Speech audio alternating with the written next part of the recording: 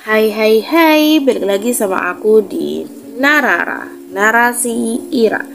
Tapi kali ini jangan berharap kisah manis sebelum tidur ya. Soalnya aku bakalan ceritain kisah paling gelap dari Andes yang bahkan bikin malam ini jadi lebih dingin daripada biasanya. Kalian pernah dengar nggak nama Pedro Alonso Lopez? Kalau belum, kalian bakal tercengang.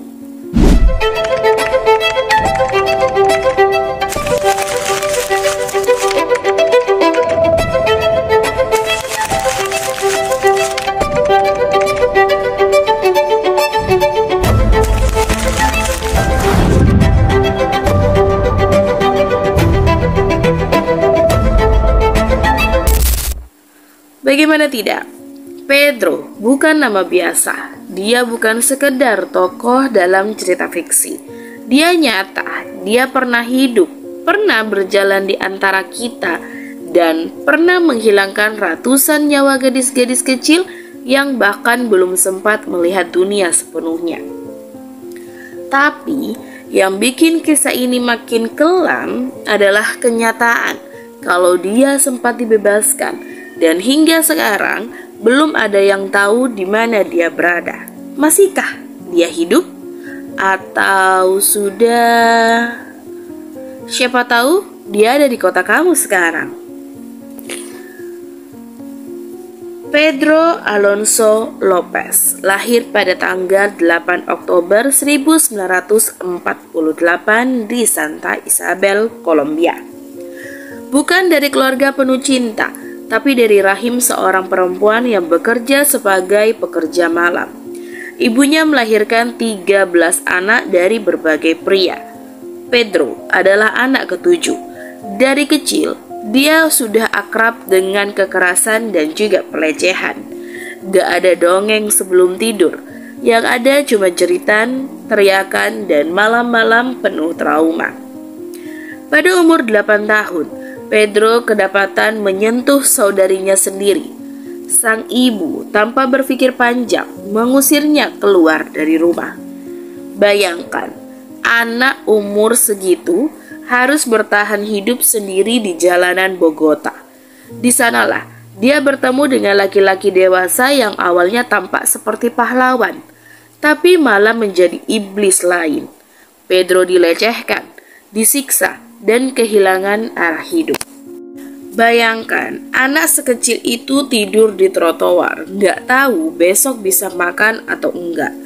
Pedro kecil hidup seperti itu selama bertahun-tahun. Dia mencuri untuk makan, dia ngamen untuk beli roti basi. Tapi hidup di jalanan gak cuma soal kelaparan saja. Di sana, dia harus siap ditusuk kapan saja, harus licik, harus kuat, dan Pedro mulai belajar jadi pemangsa. Waktu remaja, Pedro kabur ke perbatasan dan mulai merantau ke Peru. Di sanalah nalurinya sebagai pemburu benar-benar tumbuh. Gak ada lagi tuh rasa iba.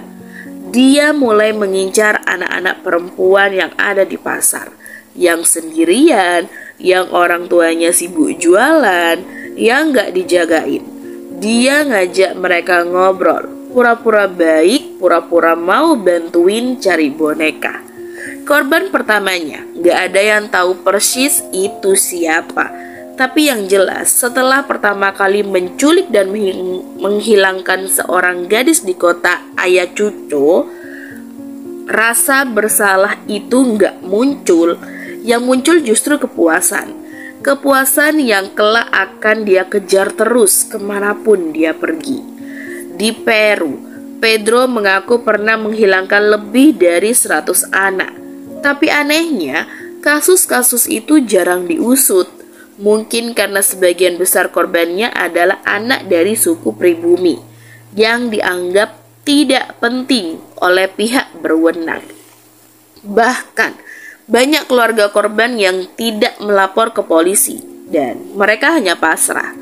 Pedro pun tahu ini. Dia tahu kelemahan sistem dan dia pun memanfaatkan itu habis-habisan.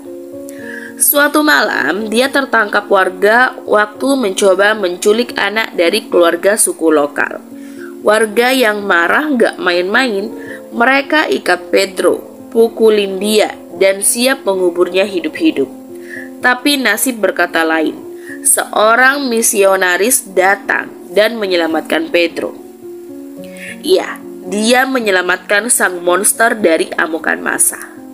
Pedro diserahkan ke polisi, tapi bukannya dihukum, dia malah dilepas dan diusir dari Peru.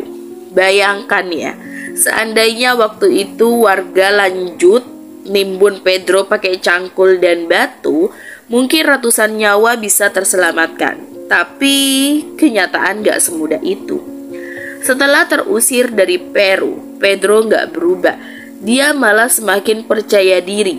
Dia merasa kebal. Dan tujuan selanjutnya adalah Ekuador.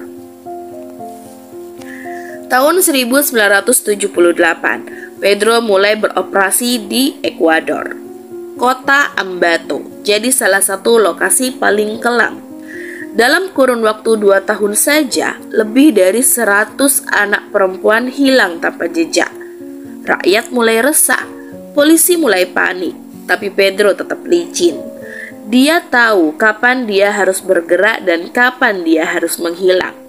Setiap anak yang dia ambil, dia bujuk dengan coklat, mainan, atau janji mau dikasih hadiah. Namun, karma selalu datang meski itu telat. Pada tahun 1980, Pedro tertangkap oleh warga setelah gagal menculik anak kecil di pasar. Warga nyaris menghakiminya di tempat itu, tapi polisi datang dan membawa Pedro ke kantor. Saat diinterogasi, awalnya Pedro bungkam, tapi ketika polisi menyuruh seorang perwira polisi wanita untuk pura-pura jadi tahanan dan bersahabat dengan Pedro, barulah semuanya terbongkar. Pedro mengaku telah membunuh lebih dari 100 anak di Ekuador.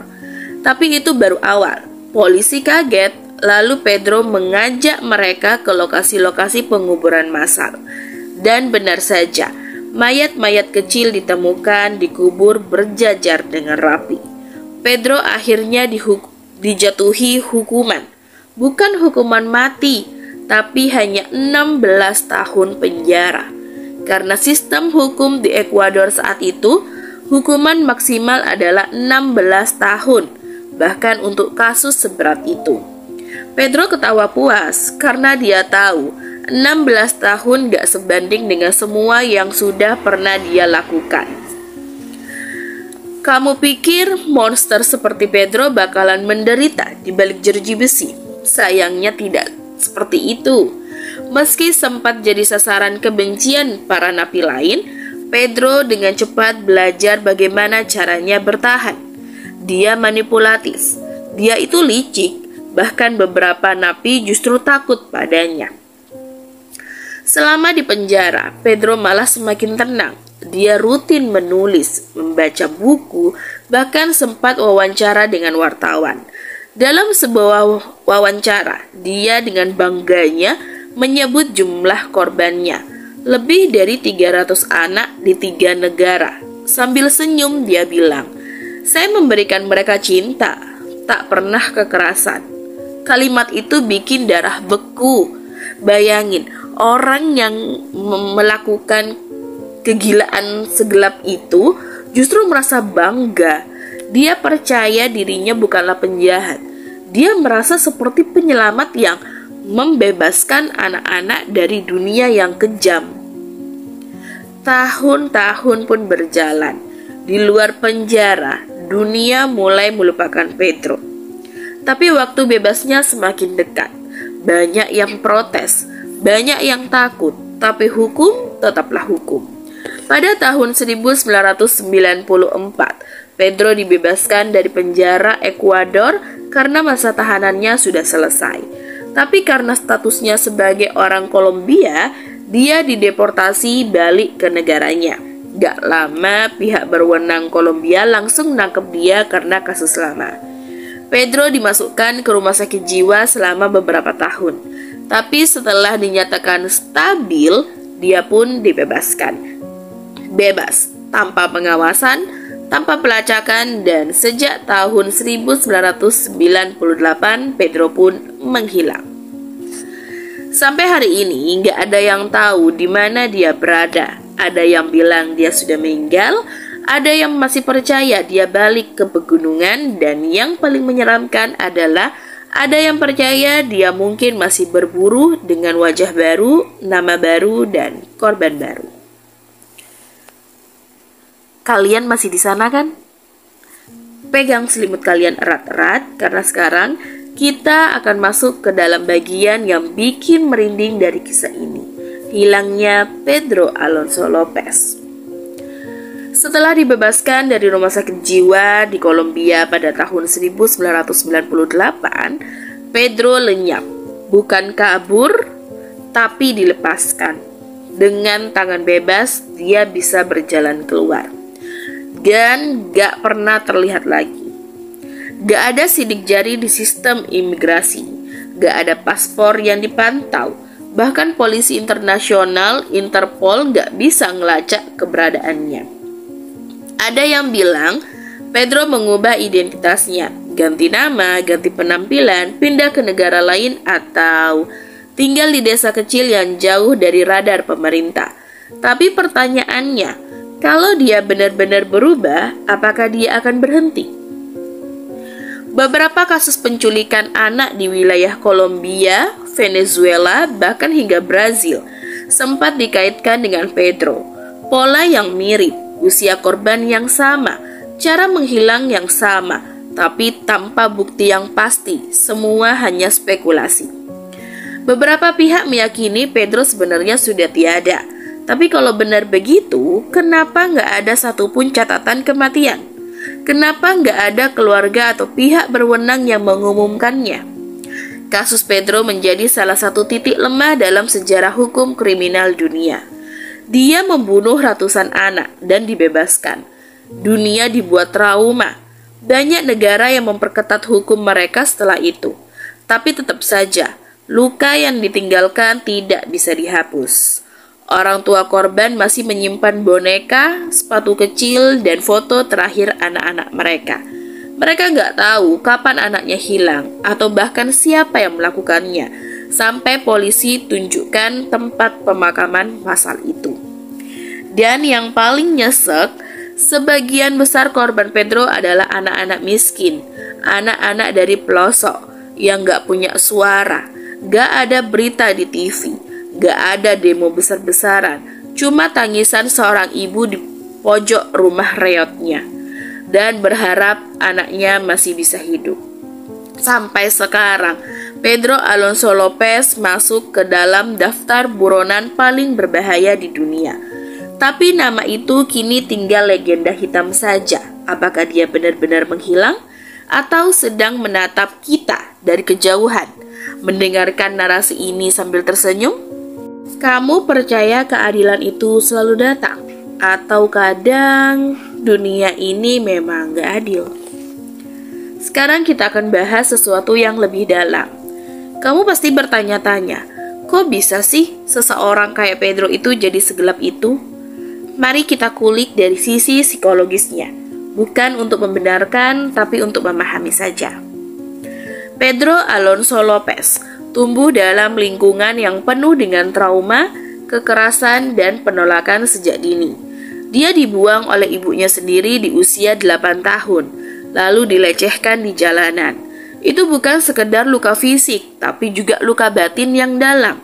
Seorang anak yang tidak mendapatkan kasih sayang dan juga perlindungan bisa berkembang menjadi pribadi yang penuh dendam dan delusi. Psikolog menyebut kalau Pedro kemungkinan menderita gangguan kepribadian antisosial dan psikopati. Dia tak punya empati, tak merasakan penyesalan, dan justru merasa bangga atas apa yang sudah ia lakukan. Tapi yang lebih mengerikan, dia juga punya sisi narsistik. Dalam wawancara, dia tidak hanya mengakui kejahatannya saja, tapi juga merasa itu adalah bentuk cinta. Kalau ditarik dari teori psikologi, Pedro adalah produk dari trauma masa kecil yang dipupuk dalam isolasi sosial, kekerasan, dan pengalaman kekuasaan yang dia dapat dari membunuh. Dia menemukan semacam kontrol yang tidak pernah dia miliki sebelumnya saat menjadi predator. Dan yang bikin kita makin prihatin adalah sistem hukum di negara-negara tempat dia bereaksi malah memperparah semuanya. Hukuman yang ringan, kelalaian investigasi, hingga sikap diskriminatif terhadap korban dari kelompok miskin atau suku asli menjadi celah yang dimanfaatkan oleh Pedro. Ada banyak teori konspirasi tentang bagaimana Pedro bisa menghilang begitu saja di radar dunia. Beberapa percaya kalau dia mati, tapi yang lain yakin kalau dia dilindungi. Ada yang bilang Pedro mungkin dibantu keluar oleh oknum aparat. Kenapa? Bisa karena dia dianggap aset dalam jaringan bawah tanah yang lebih besar. Pedro pernah menyebut bahwa ada banyak yang seperti saya tapi tidak tertangkap. Nah, ini yang bikin publik curiga. Apakah dia bagian dari jaringan yang lebih luas? Apakah dia cuma satu dari banyaknya monster yang berkeliaran bebas? Teori lain menyebutkan kalau Pedro mungkin dibawa ke negara lain dengan identitas palsu.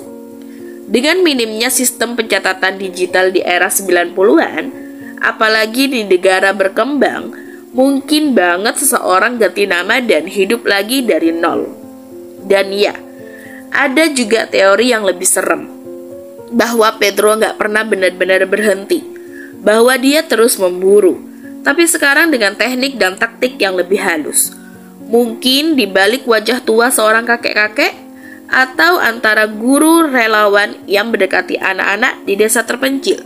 Kita nggak tahu pasti, tapi satu hal yang jelas, sistem kita pernah gagal, dan bisa jadi sedang gagal lagi. Kamu masih di sana? Aku tahu cerita ini berat, tapi ini penting karena dari kisah kelam seperti Pedro Alonso Lopez, kita bisa belajar satu hal penting. Monster itu nggak selalu datang dalam bentuk hantu. Kadang mereka lahir dari luka, kadang mereka tumbuh di tengah kelalaian, dan kadang mereka hidup karena sistem tutup mata. Pedro adalah bukti bahwa kejahatan bisa berkembang saat masyarakat diam, saat hukum tumpul, dan saat suara korban dibungkam. Tapi kamu yang dengerin cerita ini sekarang tahu, sekarang sadar kan? Semoga kisah ini bukan cuma bikin kamu merinding, tapi juga bikin kamu waspada, peduli, dan tidak pernah menyepelekan suara anak-anak atau perempuan yang butuh perlindungan. Ingat ya, dunia ini gelap bukan karena banyaknya kejahatan, tapi karena terlalu banyak yang memilih diam. Tapi kamu enggak kan? Sampai di sini dulu cerita kita malam ini. Matikan lampu, tarik selimut, tapi jangan lupa tutup telinga dan hatimu, karena kegelapan kadang datang dari tempat yang paling tidak terduga. Selamat malam semuanya. Bye-bye.